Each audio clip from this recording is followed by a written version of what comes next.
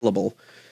My relationship status when it comes to my podcast is open.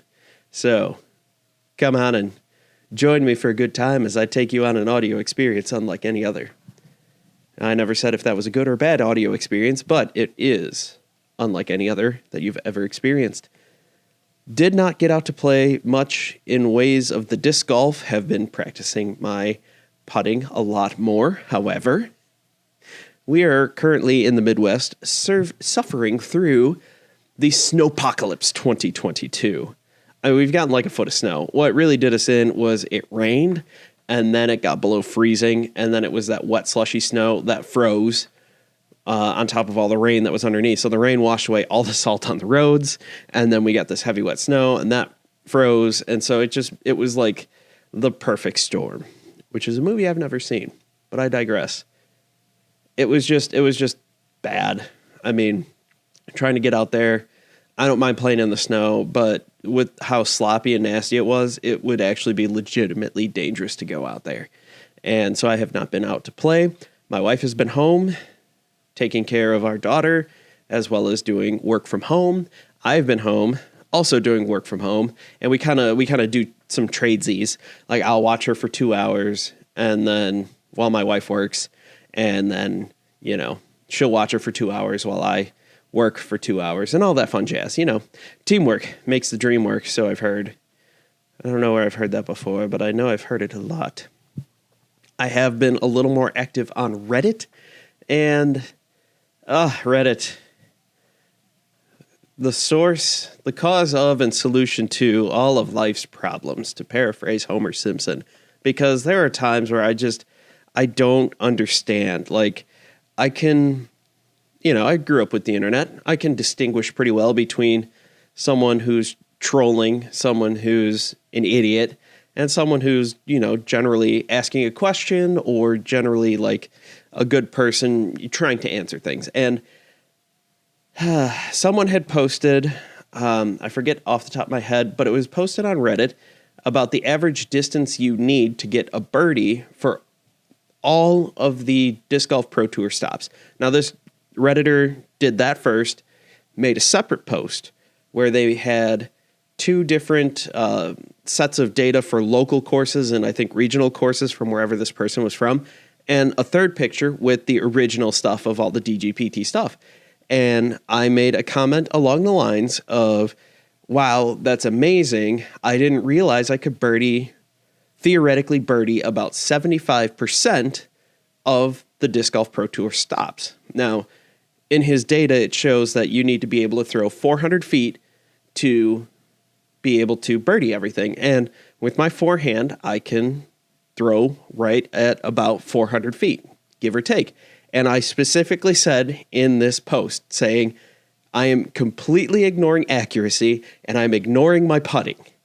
Just flat out. And I even said, a guy can dream, just let me have this one. And there was one person who, and my post was like 3 sentences long. And this person wrote like 2 paragraphs, just reading me the riot act, just going at it, just like, it takes more than just the distance to do that. And that's why these guys, and I've played this course and I've played that course and they're so tough. And I was like, dude, read my post. I specifically said nothing, like ignore accuracy, ignore putting. So ignore at least 2/3 of the game. At least 2/3 of the game. And I was actually surprised at how relatively short these courses were. And this guy just didn't get it. I mean, apparently 3 sentences is too long. I don't even know if it was 3 sentences. It was like 3 lines on my phone. And phone Reddit, like that's not, that's a couple inches. That's it. I got an iPhone 12. Like, it's not that big. That's what she said. But yeah, it was one of those things where I'm just like, really, dude? Really? Are you like, is this real life right now? I don't even know. Like, but whatever. I just kind of was like, reiterated the point of like, if you saw my previous post, if you read all 3 lines and saw that I said something to the effect of, to all you naysayers out there, let me just have this one. Well, I'm not paying attention to accuracy and putting.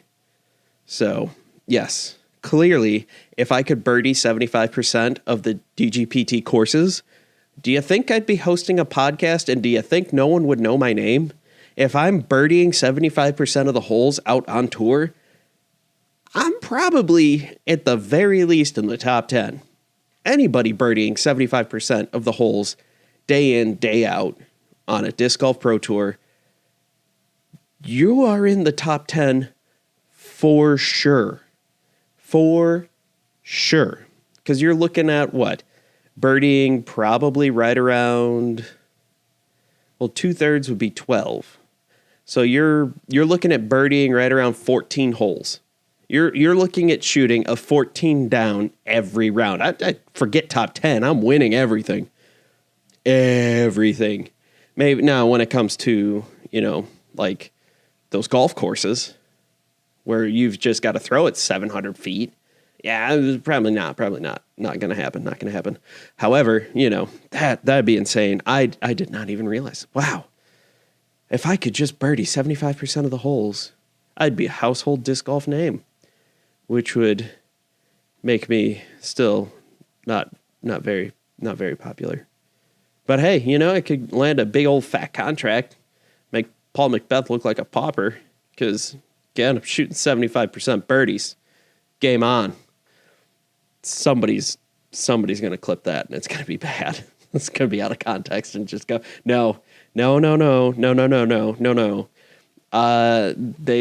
would, anyone on tour, MPO and FPO, would most likely, anyone with a tour card, let me say it that way, anyone with a tour card would bend me over a barrel and show me the 50 states without even breaking a sweat. Unless maybe we're at, Dogwood in August. Then we're all breaking a sweat just from stepping out of our car, because Tyler, Texas in August is brutal. Absolutely brutal. But that brings me into my next segment here.